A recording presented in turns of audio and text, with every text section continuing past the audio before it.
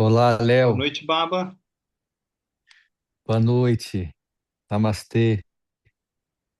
Me ouve bem? Te ouço bem, sim. Sim. E Você você me ouve consegue? bem? Sim, tá ótimo. Você consegue virar o seu celular para a tela ficar maior?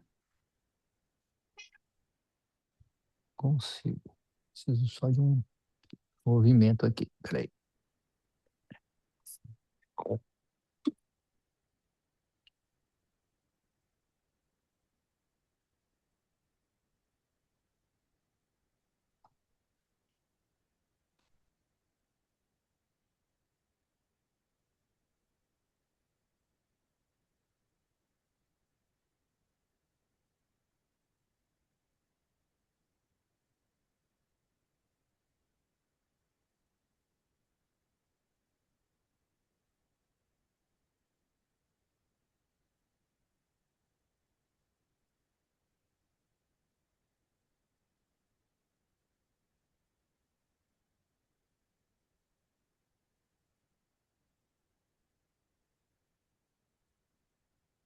Vamos ver aqui. É, a sua imagem ainda não veio, mas aí.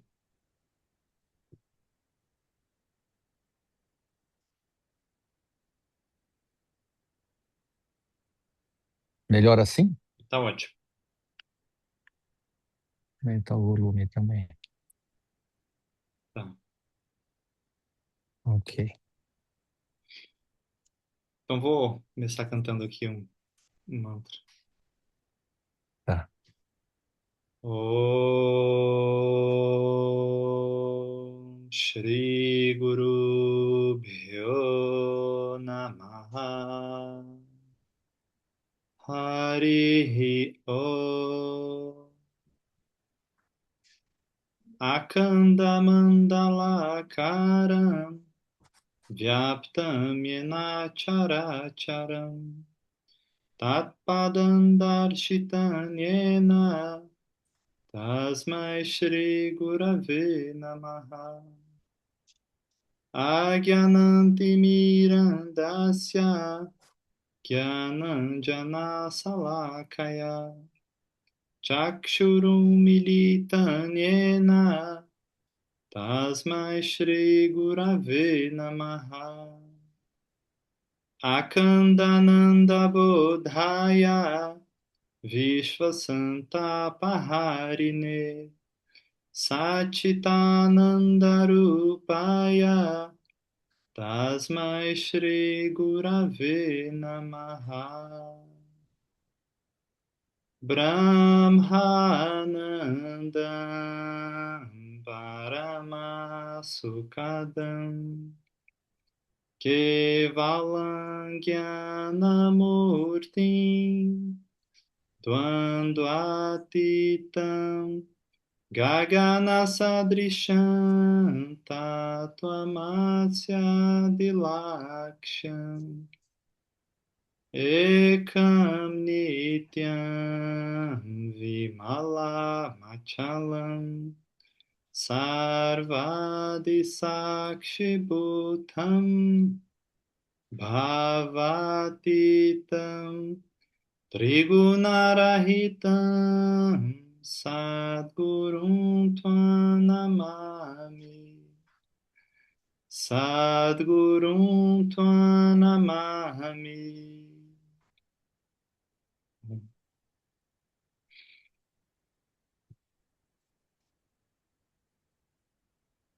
Boa noite, meus amigos.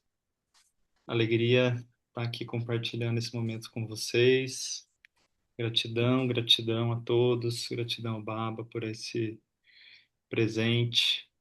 E eu quero poder fazer assim desse encontro um momento mesmo como um marco, né, na minha trajetória e um momento para compartilhar e oferecer os frutos dessa minha relação com o Baba para todos vocês que me acompanham, que são meus alunos, para vocês que são discípulos dele, porque hoje é um dia de muita alegria, uma comemoração íntima aqui dentro de mim. Uhum. E eu quero começar já contando sobre essa data, né? Porque eu estou lançando esse livro, Luz na Escuridão.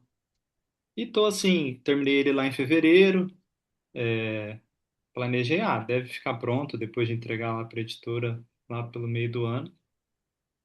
E assim que a editora deu o ok, falei, bom, então aí me veio essa ideia de pedir pro Baba vamos fazer uma live. Aí ele prontamente aceitou e falou, marca lá com o Pedro. Eu falei, vai ter jogo do Brasil, tal e tal dia, Pedro, a gente tem que evitar essas datas, mas escolhe uma data aí e me manda. E aí o Pedro me mandou 30 de junho, né? E a hora que essa informação chegou, eu senti assim uma cascata de luz caindo na minha cabeça.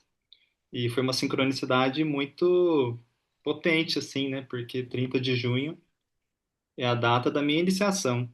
Então hoje faz exatamente 10 anos que eu recebi a iniciação com o Baba. E essa sincronicidade chegou sem esforço algum, né? Assim, da minha parte. Então foi um presente mesmo, uma confirmação que abriu meu coração e me fez perceber assim que tem mesmo um ciclo importante acontecendo com essa entrega, né? E então já queria começar dando essa deixa para o Baba, né? Baba, porque eu nos meus estudos aí a gente sempre ouve falar dos setênios, né? Dos ciclos de sete Sim, anos e dessa teoria, mas eu nunca me liguei em ciclos de 10 anos. E aí me lembrei de alguns momentos em que você citou ciclos de 10 anos, e então queria que você pudesse falar um pouco como é que você vê esse ciclo, né? Esse número até. é. No estudo da numerologia cabalística, da astrologia iniciática, o 10 é o número da roda do samsara, é o início e o fim,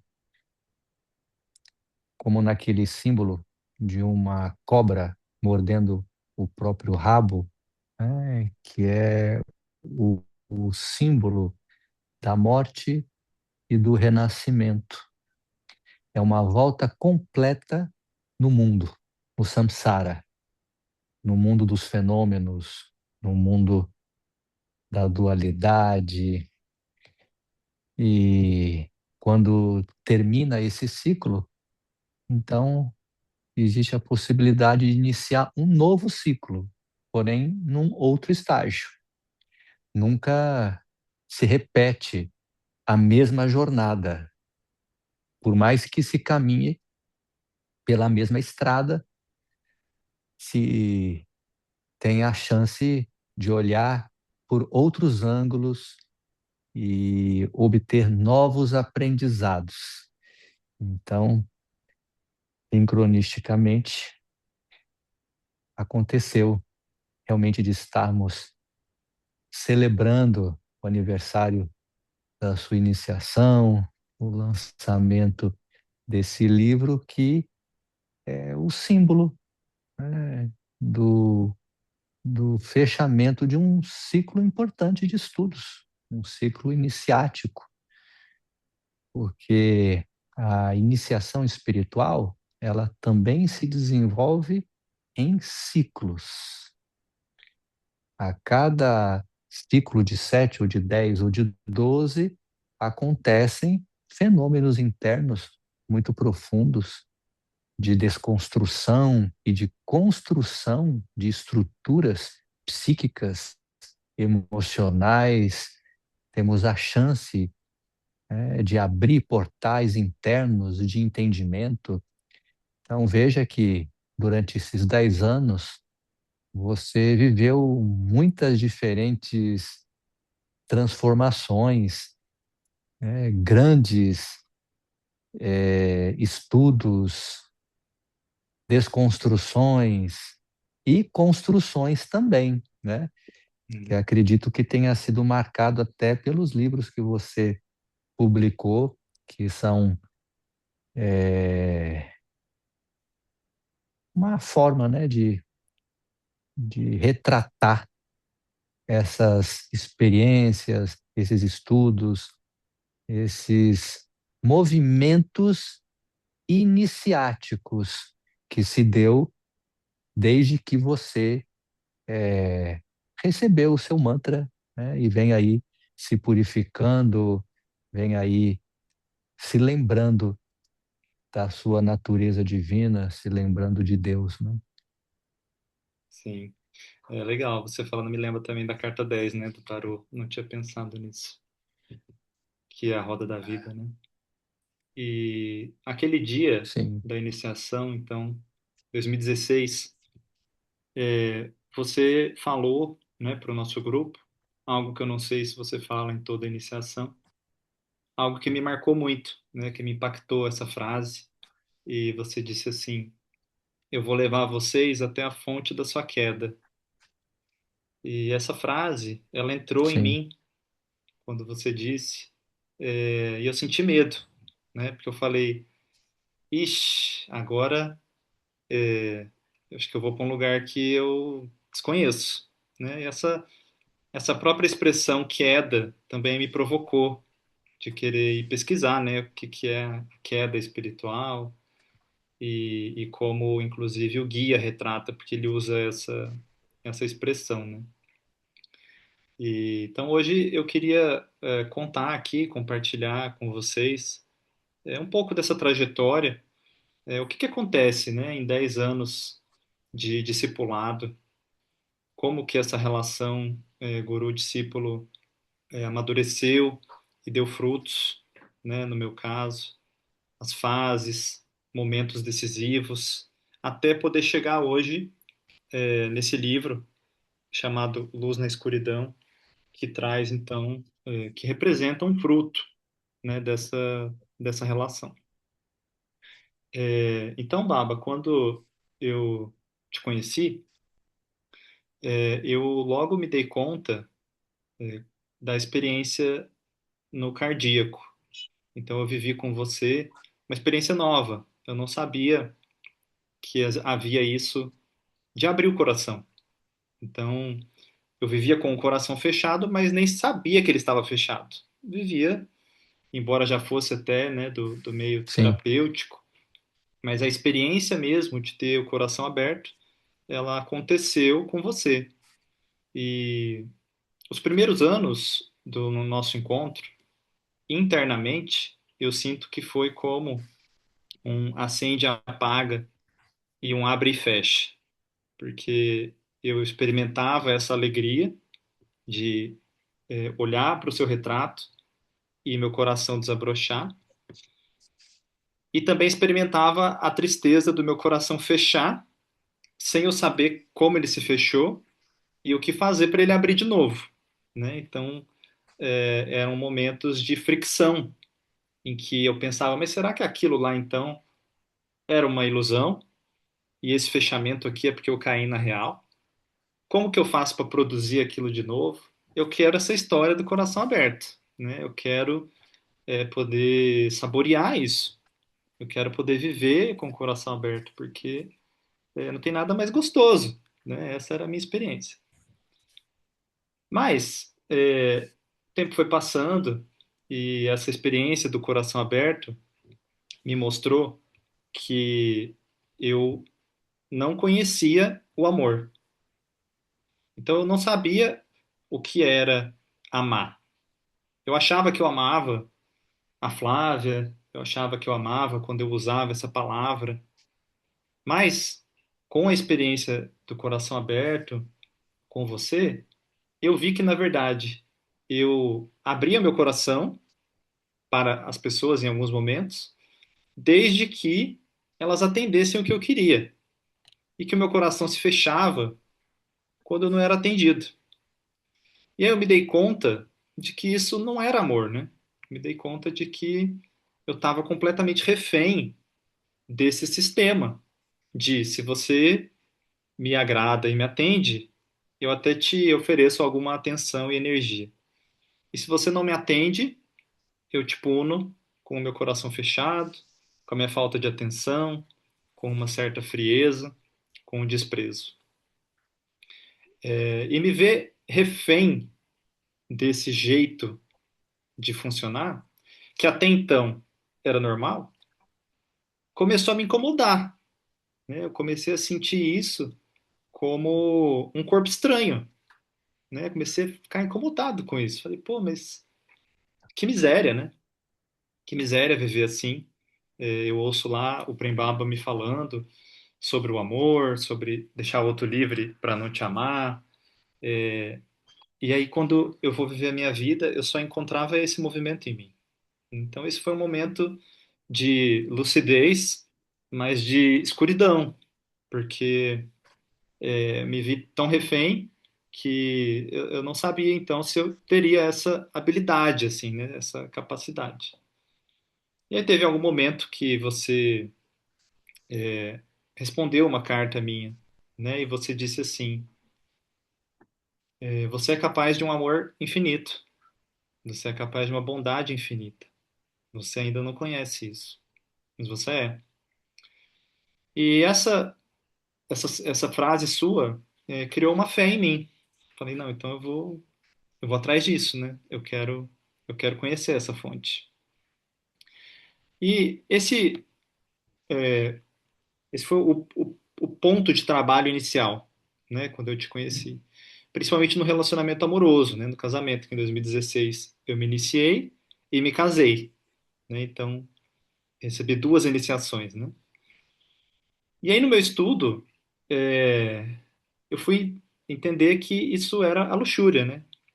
Que o meu coração fechar e eu tentar manipular o outro, né, para que o outro me agrade, era uma ideia de posse, né? Era uma ideia mesmo de que o outro deveria me servir. Então eu percebi que o eu, né, como você usa essas expressões das matrizes, era o eu da luxúria, que se transformava em ira quando não era atendido, e que quando era atendido, acalmava um pouco, mas também se transformava em orgulho, né? Também se transformava num pouco de possessividade. E então, é, eu considero que foi um trabalho muito intenso nos primeiros 7 anos com a matriz da luxúria. Eu me debati nessa dimensão e fazia sadhana e procurava e tomava daime e terapia e acendia e apagava e acendia e apagava. E esses momentos, né, em que apagava a luz, teve momentos muito dramáticos em que eu comecei a ficar cético. Comecei a ficar cético a respeito, inclusive, do caminho espiritual, a respeito da eficácia. Será que está funcionando mesmo? Né? Eu já estou há alguns anos aqui fazendo, né? E quantas cartas, né? Eu te mandei também pelo WhatsApp.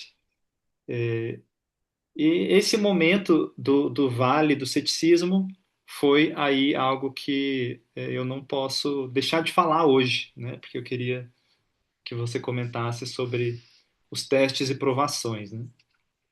Porque é, eu me senti tão testado em vários momentos a parar de estar nesse caminho, a parar com o sadhana, a achar que tudo isso não ia dar em nada, assim, sabe?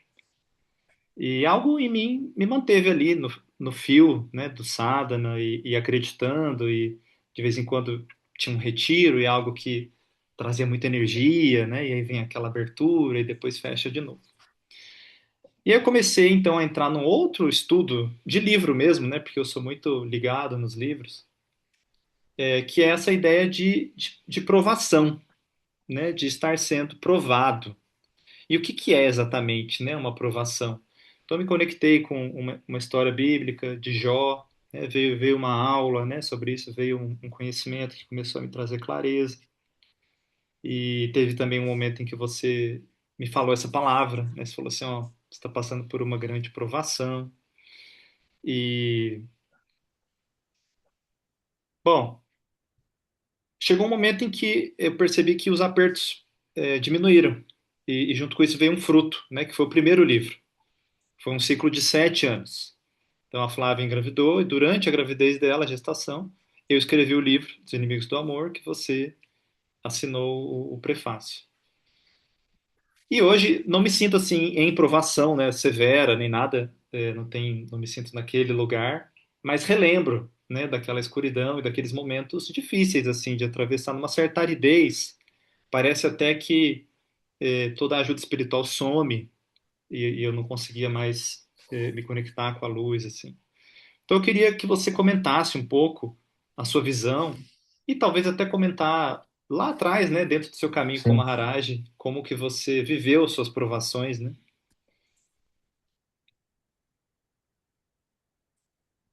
Uhum. O método Maharaj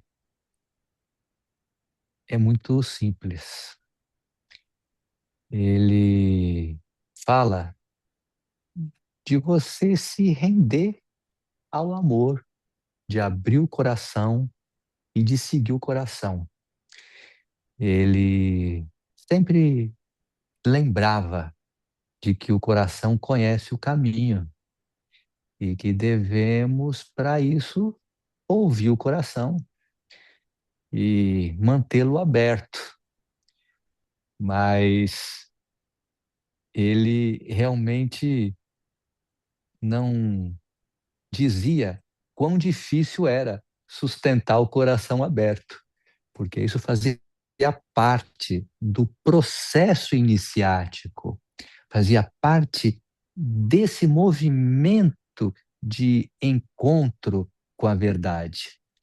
Então, a minha história com o Maharaj se deu de uma forma parecida, porque num primeiro momento eu tive essa abertura do coração, tive um, uma epifania, um momento de êxtase, de compreensão, de entendimento, de grande abertura.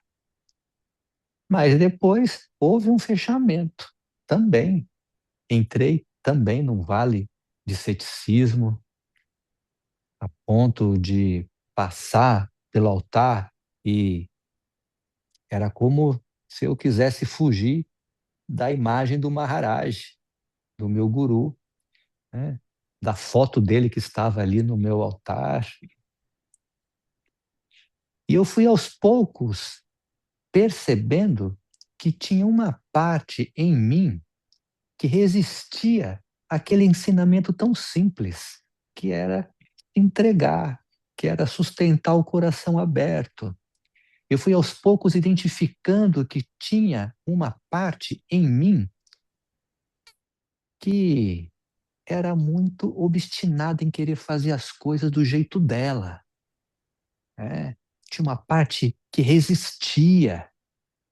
Foi aí, então, que eu ouvi uma voz dizer: sacrifique o ego, sacrifique o ego.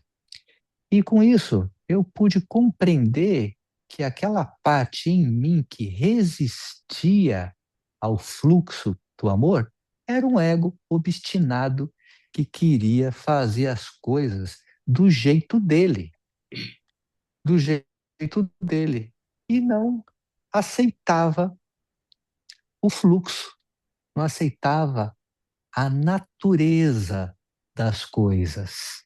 Existia uma insistência em querer controlar, em querer comandar, em querer fazer com que o fluxo se adaptasse às minhas crenças, às minhas expectativas, porque eu tinha no mais profundo um medo de desaparecer, um medo de perder minha identidade, um medo de abrir mão das minhas defesas, das minhas proteções, controle, resistência, obstinação, querer fazer do meu jeito, eram então mecanismos de proteção, de defesa.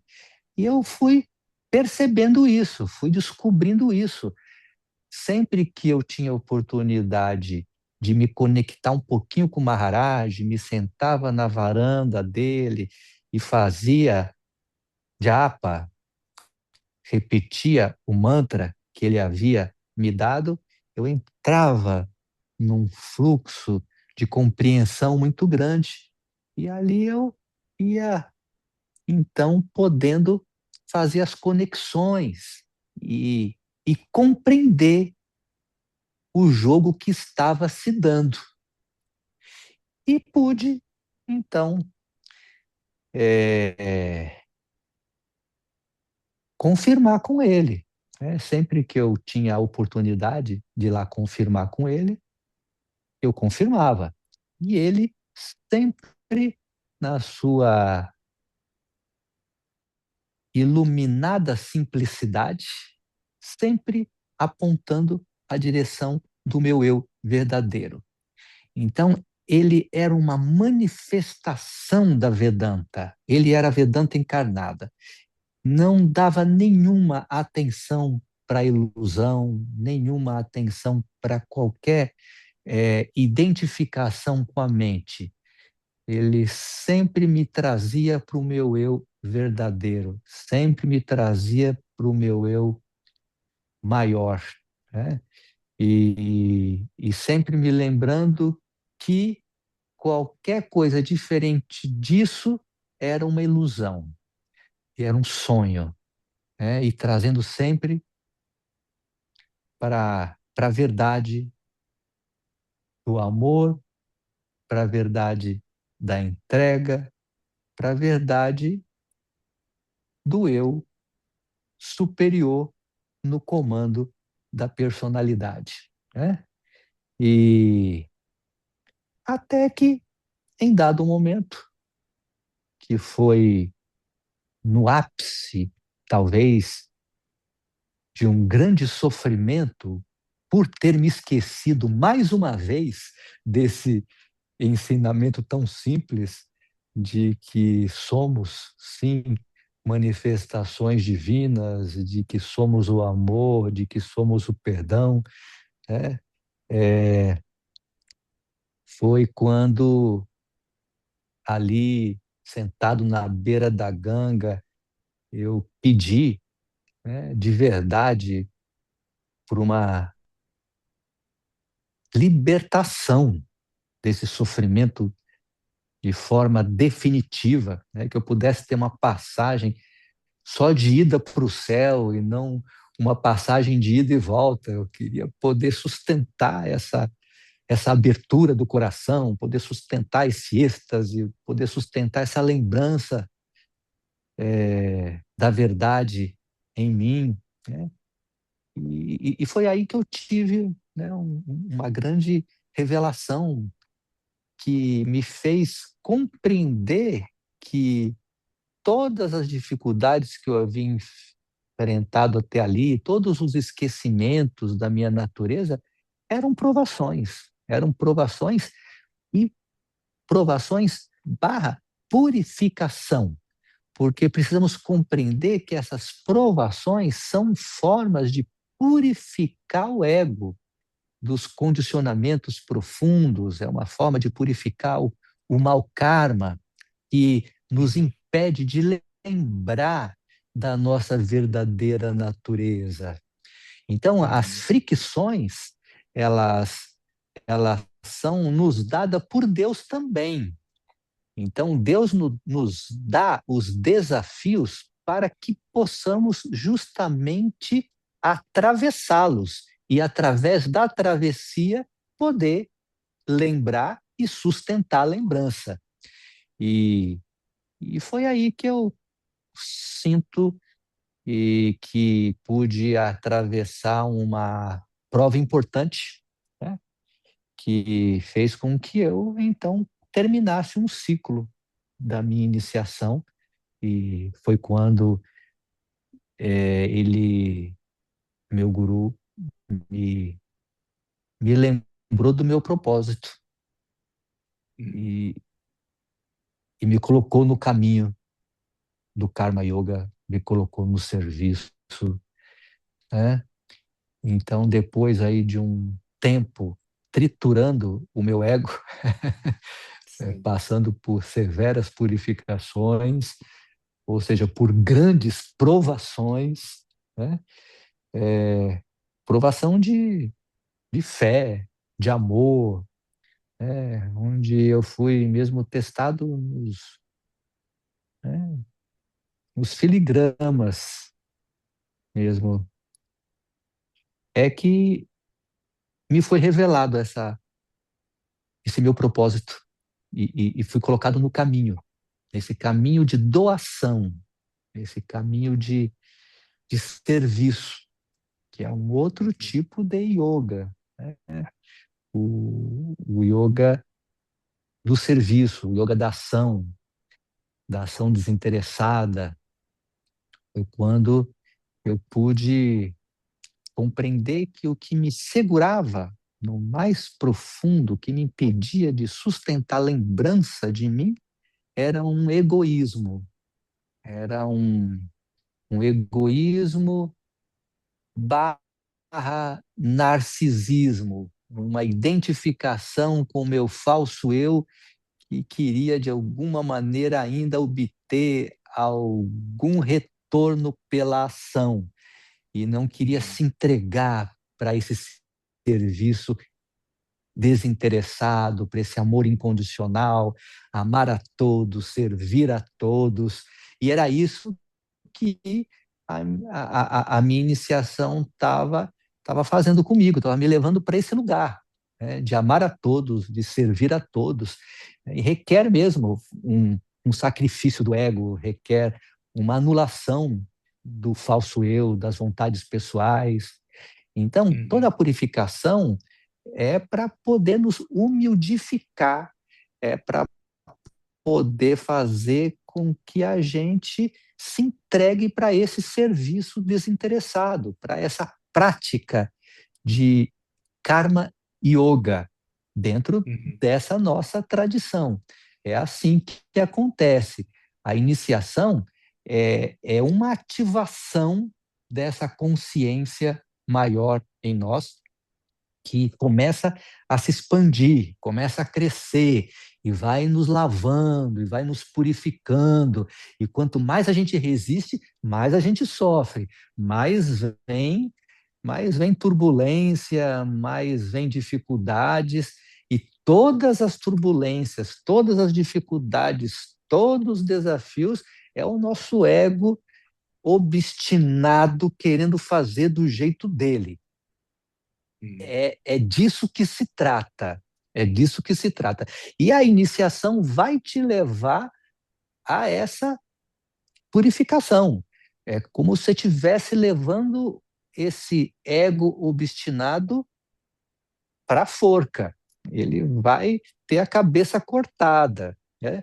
Uhum. E a cabeça cortada não significa que você vai perder o ego, porque você continua com o seu ego, porque você precisa de um ego para se mover nesse mundo, mas você se liberta do equívoco do ego, do equívoco que ele sabe o caminho, de que tem que ser do jeito dele, e se rende mesmo a esse amor maior, né?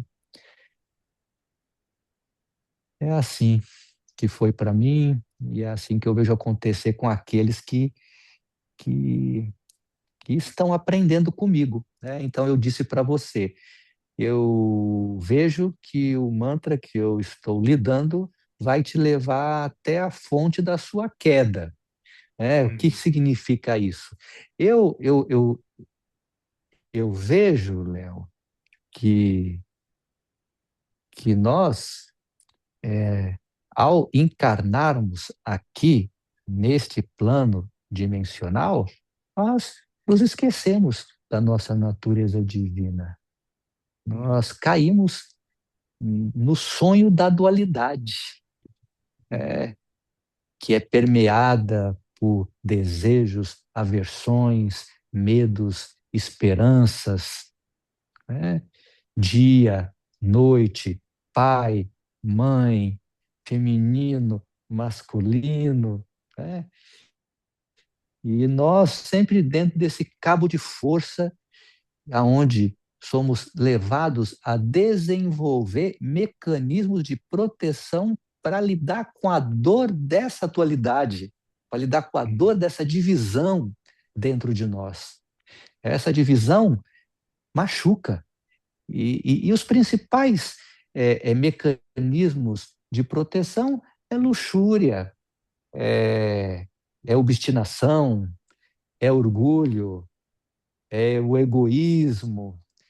São esses mecanismos de proteção que acabam, de alguma maneira, também nos impedindo depois de relembrar, né, que somos seres espirituais vivendo uma aventura aqui na matéria, né? uhum, Então, quando você retorna para aquela fonte da sua queda, você pode se levantar de novo e você pode superar a força que te derrubou, que é a dualidade, pode abrir mão dos mecanismos de proteção e pode, então, retornar para a casa do Pai, pode retornar para o reino dos céus dentro de você. uhum. Lindo. Sim, e eu tenho também uma percepção de que eu não teria passado, conseguido atravessar alguns vales sem o sadhana. Então, eu queria te fazer essa pergunta também. Você acha possível um discípulo atravessar essas provações sem o Guru Mantra, né? Impossível. Sem Uhum, sadhana é impossível, porque se trata de provas, se tratam de provas iniciáticas, né?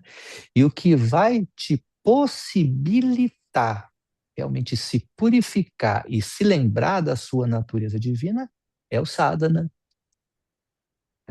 é o guru e são os textos sagrados. Essa é a estrutura sim.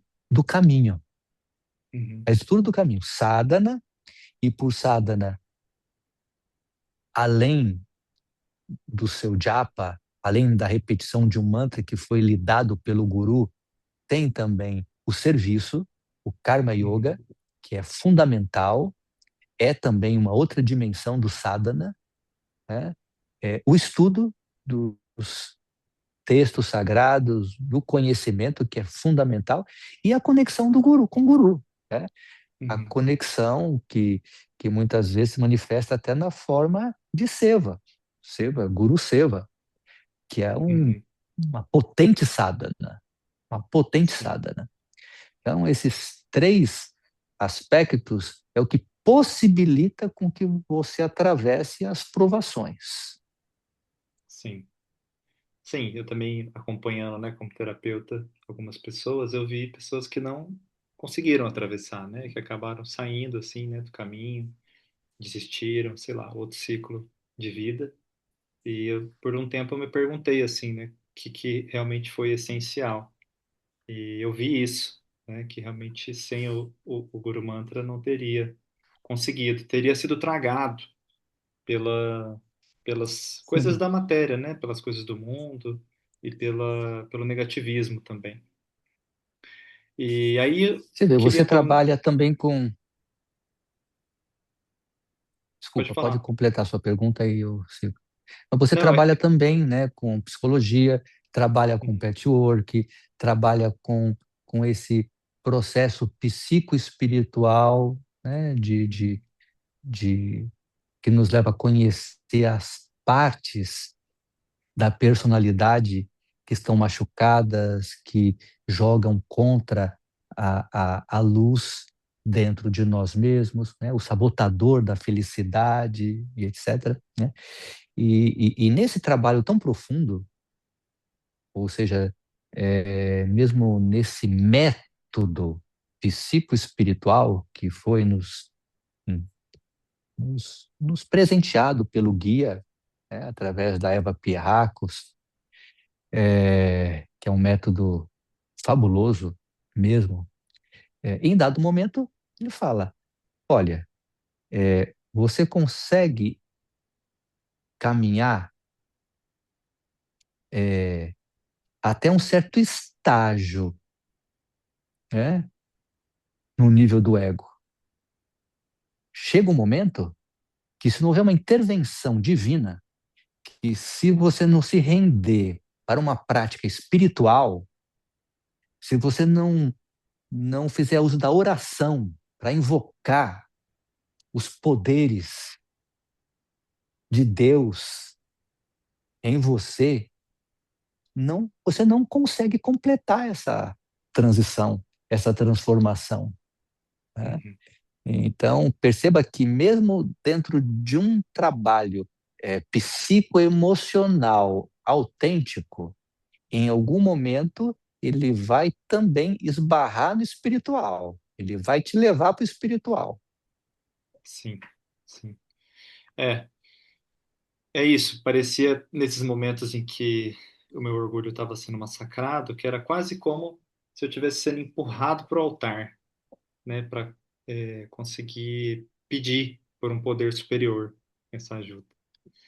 E aí eu queria que você comentasse um hino do João Pedro, um trecho do hino, uma frase, na verdade, que ele diz assim: quem sofrer com paciência tem um prêmio a receber. Eu queria que você comentasse o que é sofrer com paciência e que prêmio é esse? Hum. É, que lindo isso. Que boa lembrança, né? Porque você sabe que eu insisto muito nesse ensinamento, né? Eu venho repetindo ele de diferentes maneiras ao longo da vida inteira, né? Desde que eu comecei a ensinar, desde que eu comecei a guiar as almas para Deus, né? Que é você eliminar da sua vida a reclamação. É, é poder compreender que tudo aquilo que surge no seu caminho são oportunidades para você se conhecer mais, se conhecer melhor. Esse é o prêmio. O prêmio é você poder se conhecer mais, você se conhecer melhor, é você se expandir, é você ativar os poderes da sua alma, é você poder acessar a fonte eterna da vida, né? Encontrar satisfação, encontrar santocha, né? Encontrar plenitude. Mas só é possível encontrar essa plenitude, essa satisfação, quando você elimina a reclamação, quando você elimina essa ideia equivocada de que a causa da sua dificuldade é o outro.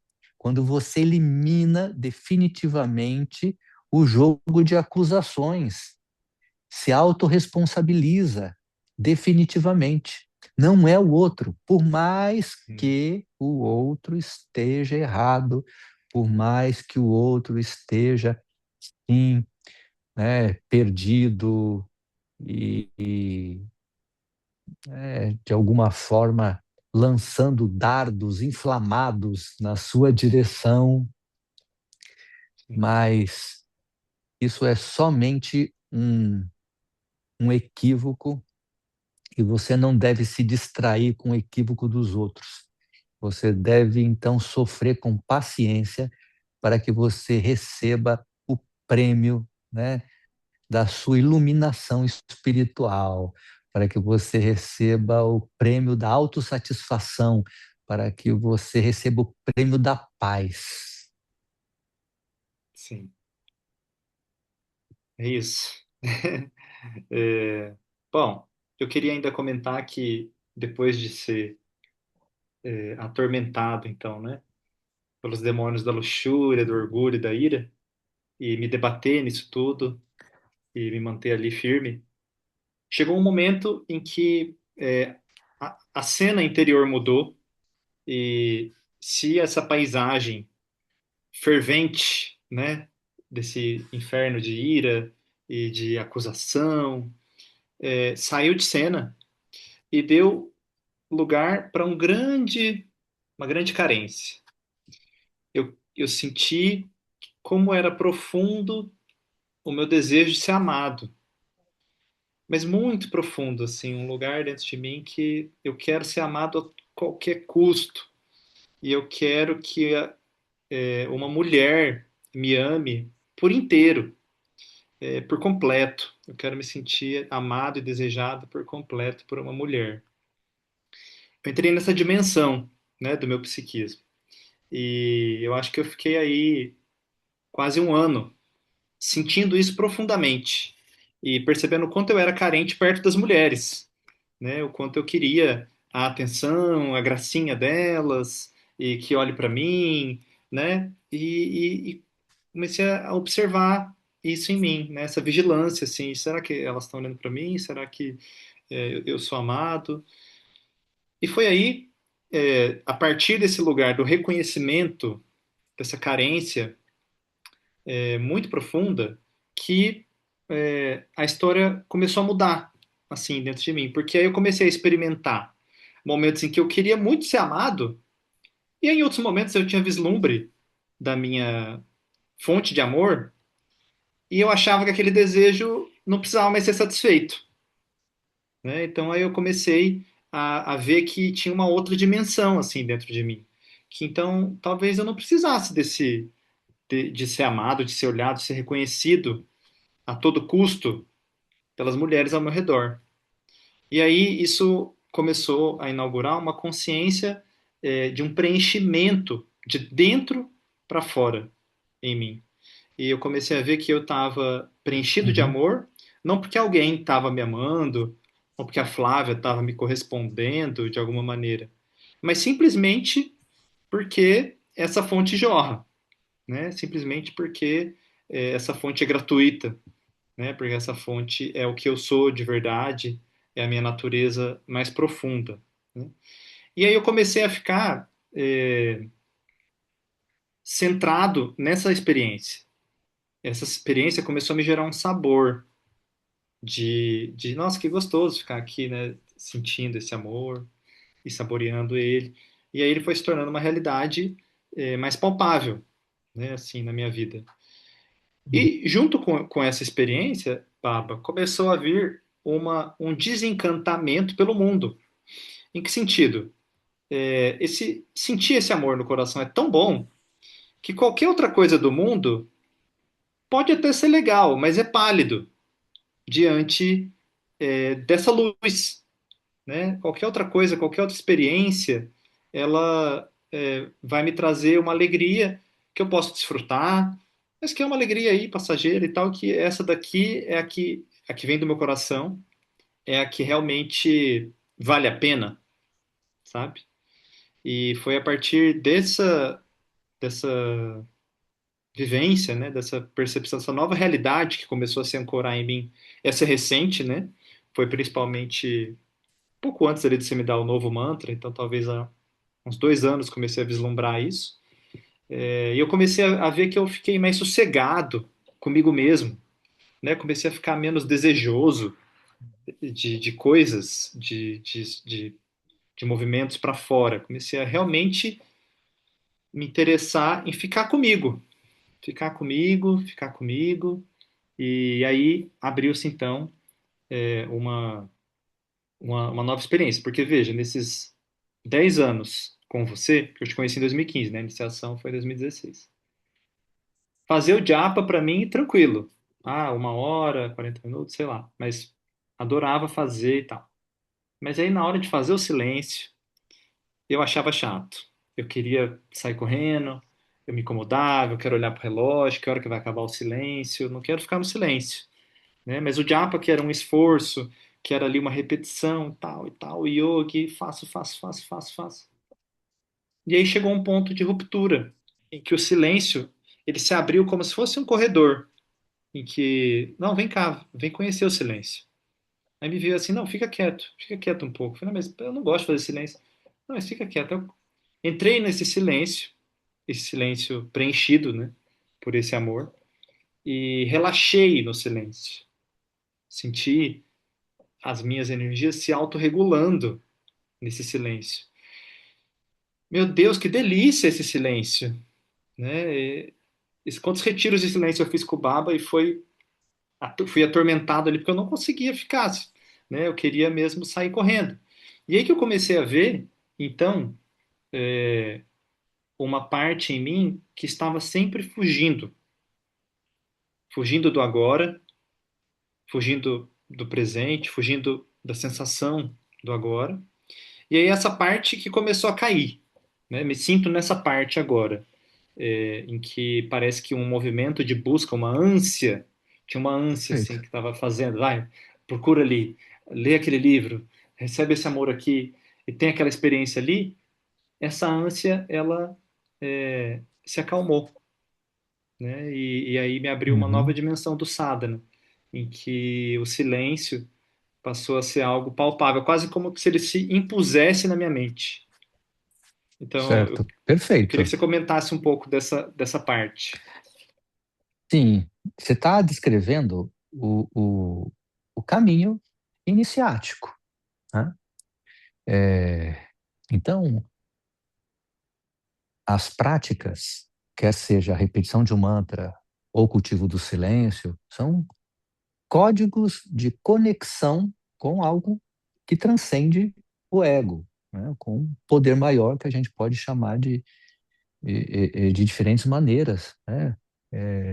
Para simplificar, podemos chamar de Deus, né? É o Espírito Divino, natureza divina, a verdade maior em nós, né?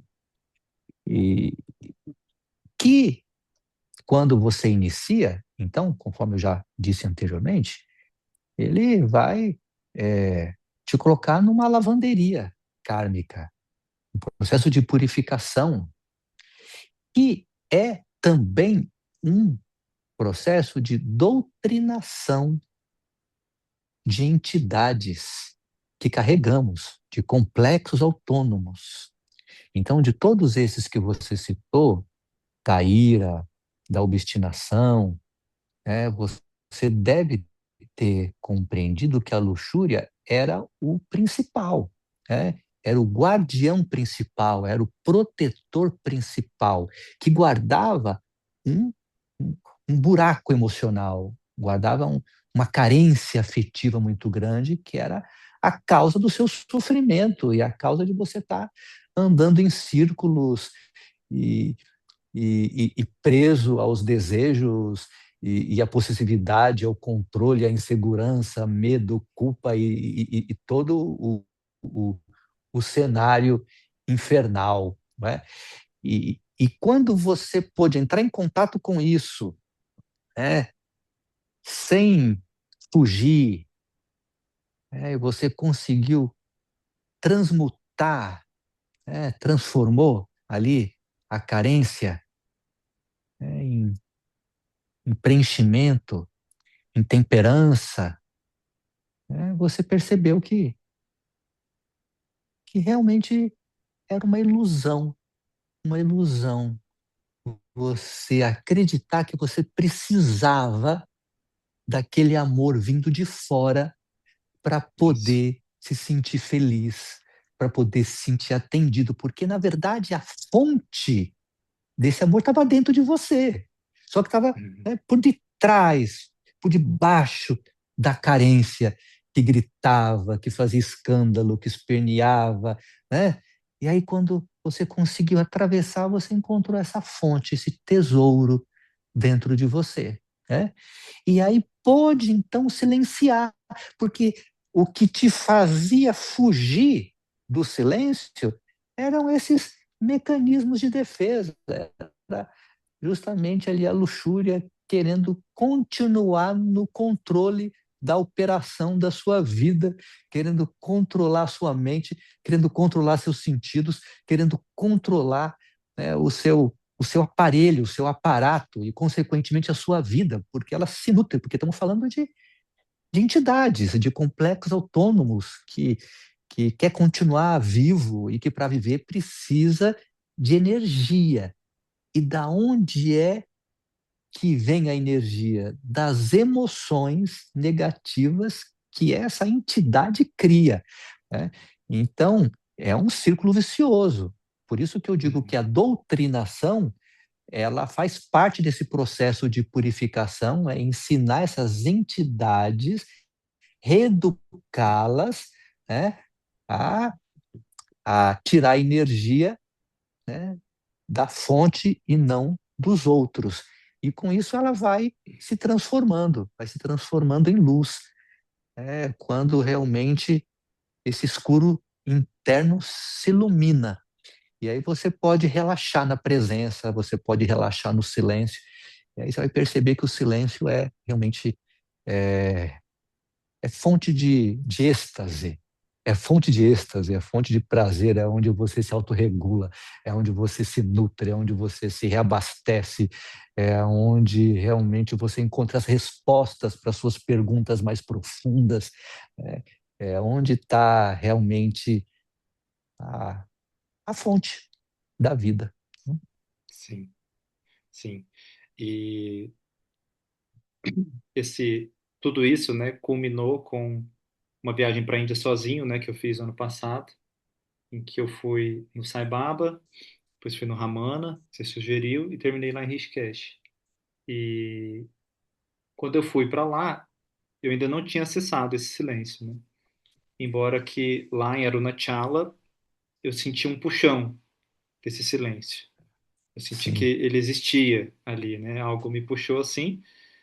E depois viajei e tal, perdi isso, só fui encontrar meses depois. Atualizei, né? Fui absorvendo assim tudo que eu recebi na Índia e isso eu queria falar um pouco do processo energético, né? Que assim, nos últimos anos, Baba, meu principal entretenimento tem sido ler biografias espirituais. Infelizmente, a maior parte está em inglês, mas tem muita coisa boa escrita em inglês, de diversas linhagens, seja biografias ou autobiografias, tanto de mestres quanto discípulos, né? E as biografias que mais me atraem são aquelas que falam um pouco da transmissão energética, né, do mestre, que na tradição tântrica se chama Shaktipat, né, que é algo que você fala pouco assim nos seus discursos, mas que eu sinto que, pelo menos para mim, tem tudo isso que a gente está descrevendo aqui com palavras e processos psicológicos, eu vivi de forma corporal, né, porque eu tenho total compreensão de que a minha energia ela ficava presa, principalmente na pelve, né, nos primeiros dois chakras, e que com a purificação, com a iniciação, os rituais de águia que eu fiz por 2 anos e tal, o canal aqui começou a se alargar e a energia começou a fluir muito para cima, né? Começou a chegar nos chakras superiores, a expandir o bem-estar, né, para fora, assim, né, da aura. E, e aí essas biografias que eu estou citando aqui, que me inspiraram, inclusive, a querer escrever esse livro aqui, são pessoas contando também do seu processo de receber o Shaktipat, né, do guru. Para quem não sabe, para quem sim, for ver isso depois, o Shaktipat é a transmissão da energia divina que um mestre faz através da palavra, através do olhar, através do toque e através do pensamento também. E é, essa transmissão de energia é algo que é difícil de explicar para quem nunca recebeu, né? Aqui a maioria, enfim, te conhece e tal, já recebeu o darshan. E, e aí eu queria, na verdade, colocar isso assim, né? Que eu, no meu processo de meditação e práticas, né? Eu sinto completamente esse florescimento da energia divina nos chakras, né? Então sinto como a minha energia hoje ela sobe com facilidade. Antes parece que ela ficava parada lá embaixo ou fechada assim. E hoje ela sobe, ela abre, ela chega até meu rosto, até os meus olhos. Mas lendo essas biografias, eu senti falta de ouvir na sua biografia um pouco do seu processo de receber isso do seu sada, né? A parte energética, né? Você contou aí a Sim, sua vivência até chegar lá e nessa compreensão, mas você poderia falar um pouco disso, sim, do seu... claro. Eu não falo, mas todo o meu trabalho ele é baseado na Shaktipat, né? Então, todo o meu processo de despertar foi devido à Shaktipat que eu recebi do meu guru, e todo o meu processo de despertar os meus discípulos, os meus alunos, é através da Shaktipat também, né? É, embora que, no meu caso, eu ainda ofereço conhecimento também, né? Mais conhecimento psicoemocional, né? Trabalho com a psicologia profunda, é, também faço uso do conhecimento gnóstico, que foi uma importante escola para mim, né? Passei por algumas escolas, né? Conforme já descrevi na minha autobiografia. Então, eu compartilho esses ensinamentos, né? Um pouco, né? Dos ensinamentos védicos, né? Na forma dos ensinamentos do yoga, né? Da Bhagavad Gita, até onde eu consegui, né? Aprender para poder oferecer. Então, ainda eu ofereço um pouco de conhecimento, né? Mas a essência mesmo, o que realmente promove as curas, o que promove as transformações, o que promove as aberturas, o que promove o crescimento, é a Shaktipat, né? É a transmissão de energia. E foi isso que aconteceu, porque o meu guru nem o conhecimento ele transmitia, porque meu guru não era de transmitir conhecimento. Ele não Uhum, era uma pessoa intelectual. Ele trabalhava basicamente com a transmissão de energia, né, com a uhum, Shaktipat. E às vezes era simplesmente com o olhar, às vezes com um toque, às vezes te dando um prasad, um pedacinho de doce, e tudo se abria, tudo se transformava, tudo se iluminava, né? sim, Então, a tradição Tátia trabalha dessa forma. É uma forma mágica, é uma forma de transmissão de consciência, uma consciência transferida, uhum, uma energia transferida, quando existe, obviamente, abertura, receptividade e maturidade para receber. Porque, do contrário, a energia até é transmitida, mas se a pessoa não está em condição de absorver, essa energia volta para o mestre, volta para o uhum, guru, né? sim, Porque a pessoa, às vezes, não está em condição mesmo de receber, né? De aceitar esse presente divino. sim. Sim, e até agora entrando aqui no livro, né? Então, esse livro, ele conta, ele tem dois momentos, esse livro, né? Na primeira parte eu conto em detalhes, assim, como que eu encontrei o Baba. Eu não quero dar spoiler aqui, porque foi um texto que eu montei para você estar ali comigo mesmo. Os detalhes, o que que eu senti a primeira vez e tal. Toma aí umas 20 páginas esse relato. E, e depois o livro tem 33 capítulos, onde eu conto sobre 33 frases, né, do Prem Baba que entraram em mim e ecoaram. Então, veja só o que aconteceu comigo, né? Porque tem tudo a ver com essa transmissão de energia que o Baba falou. Eu ouvia o conhecimento dele no satsang. Aí uma frase que ele dizia, ela entrava em mim e ganhava espaço. Ficava como se estivesse dando replay, né? Então, uma frase, por exemplo, que ele disse foi assim: a carência só terá fim quando você puder amar fartamente. Outra frase,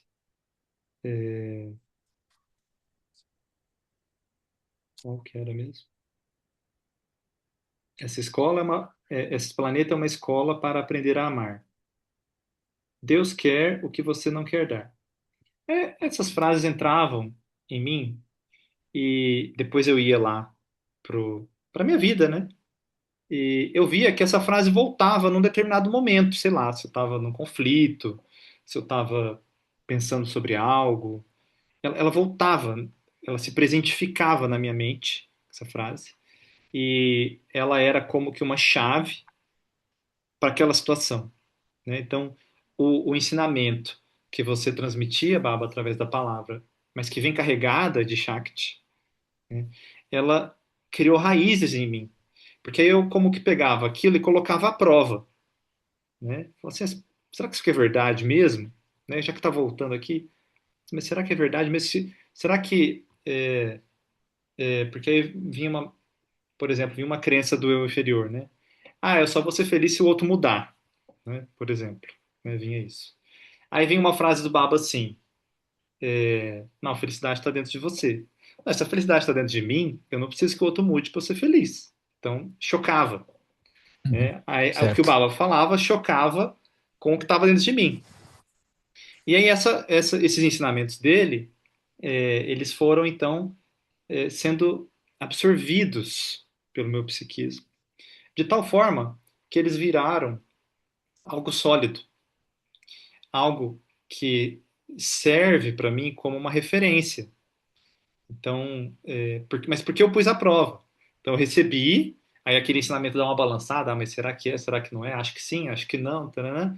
E depois ele se ancorou em mim, e eu fui perceber que se eu fosse dar uma palestra, se eu fosse transmitir o conhecimento, e eu resgatasse aquela frase, o meu canal se abria, né? O meu campo se expandia, e eu falava, nossa, que legal!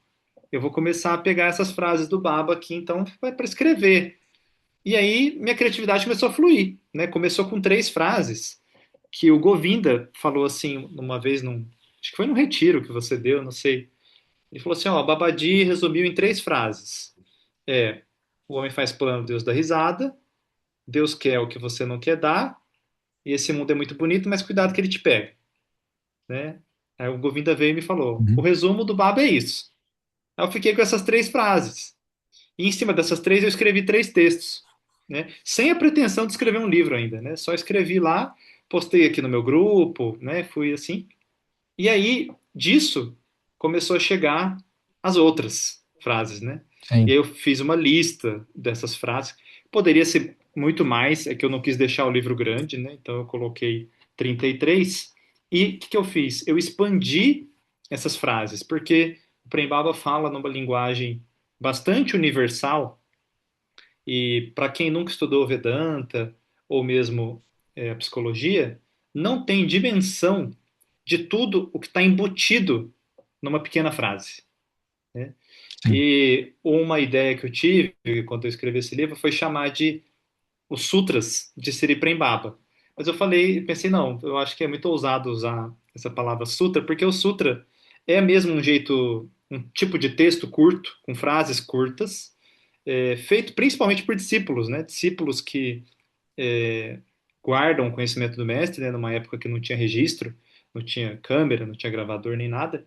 Então o papel era caro e tal, então eles gravavam em pequenas frases que pudessem servir de lembrança. De tal forma que hoje, quando alguém dá aula de Yoga Sutras, por exemplo, um sutra pode dar muitos e muitos satsangs, muitas e muitas horas de transmissão.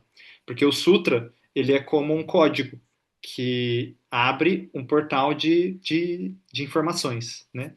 Então, Baba, eu sinto essas frases, né, que eu escolhi muito carregadas de Shakti, né? Eu sinto que o meu corpo, a minha energia reage, né, a essas frases. E elas têm magnetismo, assim, né? Elas são frases que chamam a atenção das pessoas, né? Quando a gente fala elas assim, dá para ver que tem uma verdade, né, ali. Eu sinto que você foi muito feliz mesmo, né? É, na escolha dessas frases. E eu sinto que foi uma revelação também, né, do seu processo. Né? Você está compartilhando aqui um pouco da sua iniciação espiritual, daquilo que realmente te marcou, aquilo que te balançou, aquilo que te transformou, aquilo que te fez, né, maior, né?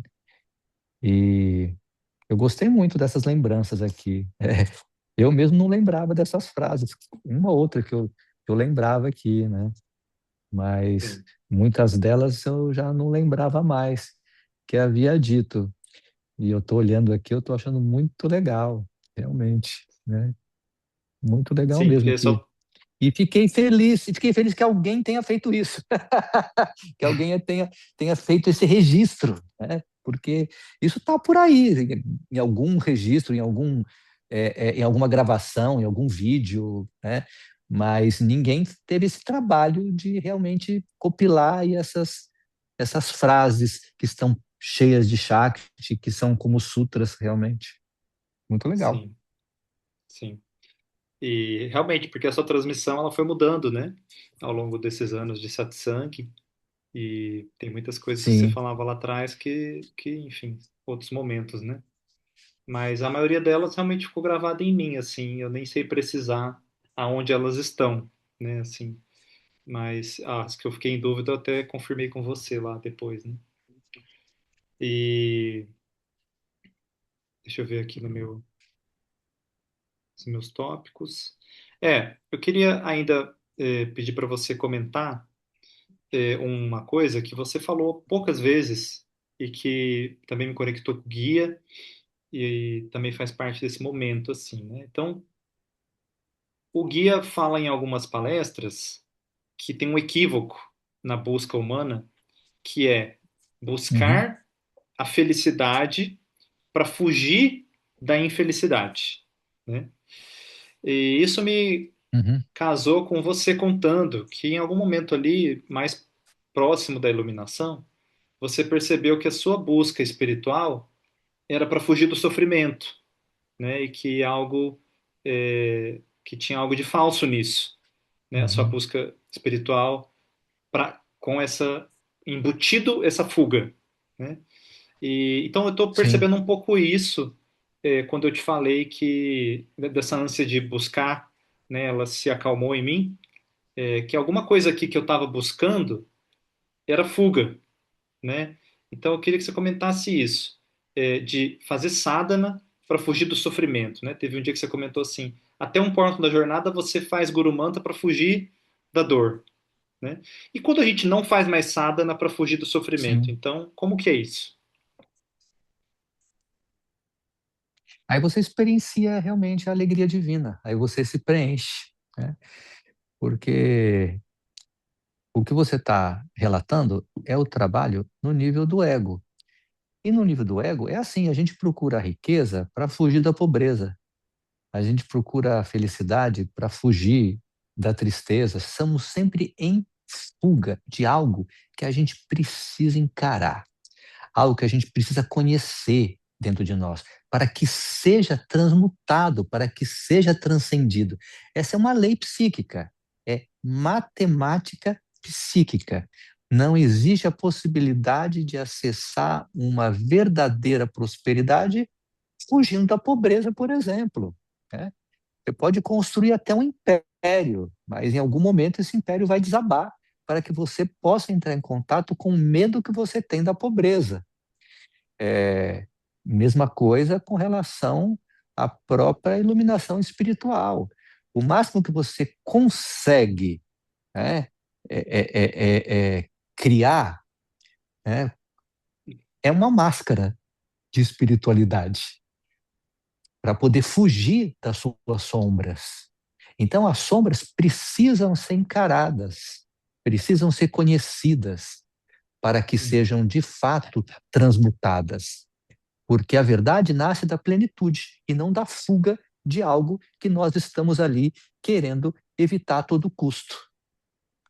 Sim, Então, essa é uma lei muito simples, muito básica, mas que são poucos aqueles que conseguem compreender e acabam, às vezes, até se escondendo desse conhecimento tão simples atrás de conhecimentos complexos e tantas teorias e tanta intelectualidade para fugir desse aspecto básico.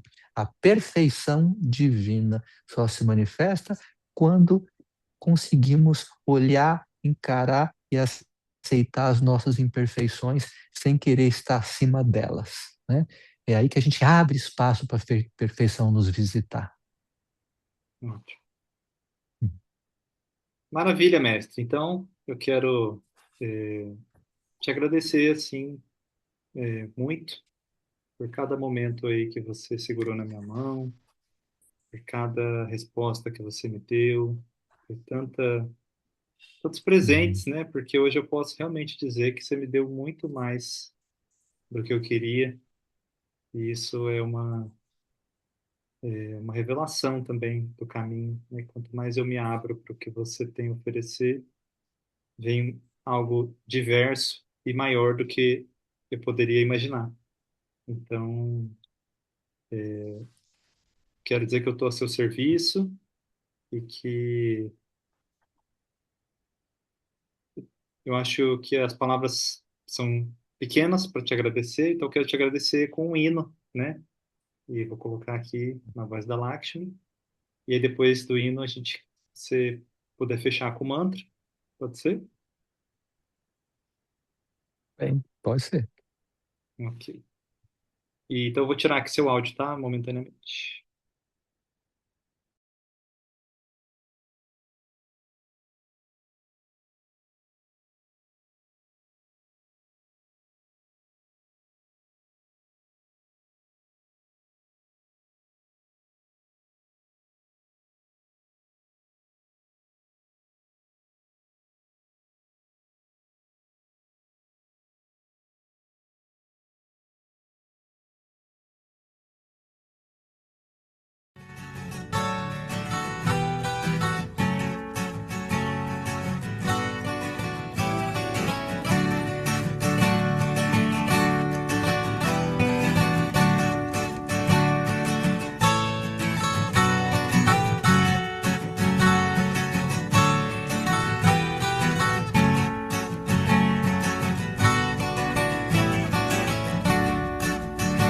Meu mestre que tanto pedi, quanto de vós recebi, agradeço o seu amor e tudo que já compreendi.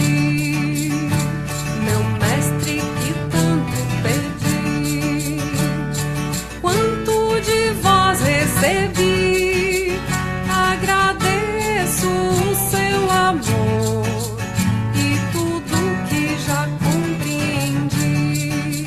Agradeço de coração também o que não compreendi. Se recebi, sei que era meu. Essa é a justiça de Deus. Agradeço de coração também o que não compreendi. Se recebi, sei que era meu. Essa é a justiça de Deus. Que as palavras da minha boca sejam o vosso verbo e as ações que eu pratico sejam a vossa vontade. Que as palavras da minha boca sejam o vosso verbo e as ações que eu pratico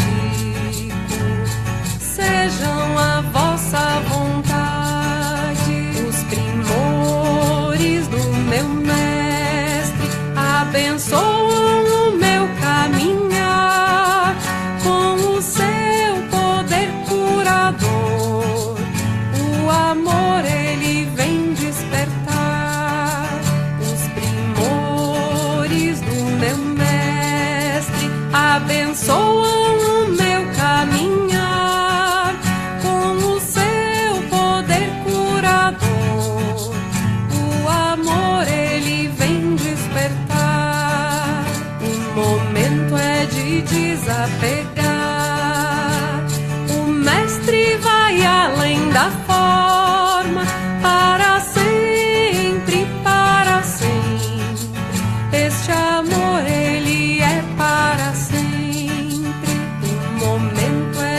desapegar. O mestre vai além da forma para sempre, para sempre. Este amor, ele é para sempre. Meu mestre abençoado, eu pego na sua mão, por amor me guie para dentro do seu coração, por amor me guie para dentro do seu coração. Meu mestre abençoado,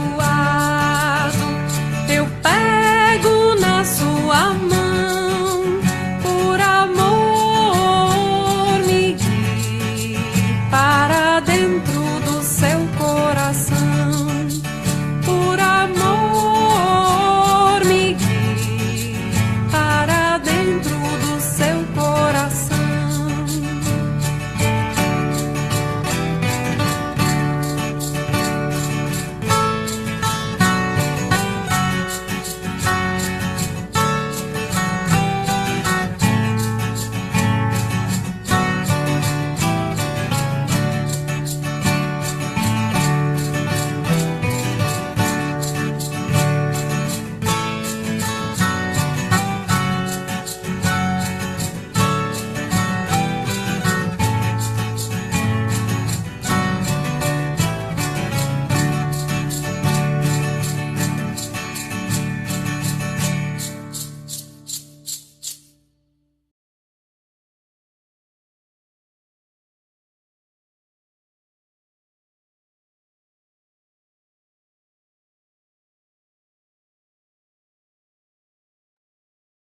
Peraí.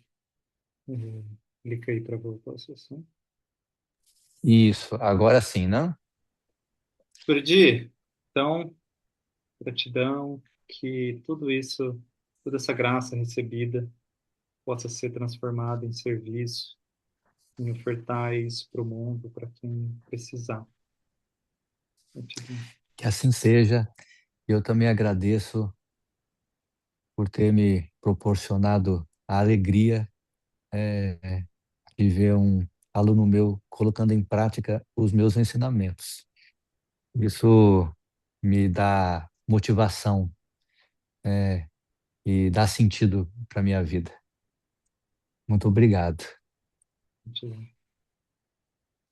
Om Sarve Bhavantu Sukhinaha Sarve Santu Niramaya Sarve Bhadrani Pashantu Akasti Dukhabhagbawe Om Purnamada Purnamidam Purnat Purnamudachyate Purnasya Purnamadaya Purnameva Vashishate Om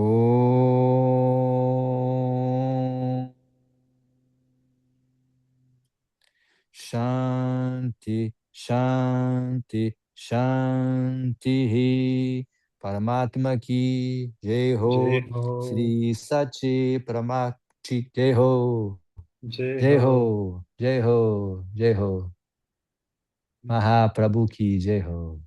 Jai Ho. Muito obrigado, querido. Grande abraço. Gratidão. Boa noite, Gratidão. pessoal. Boa noite.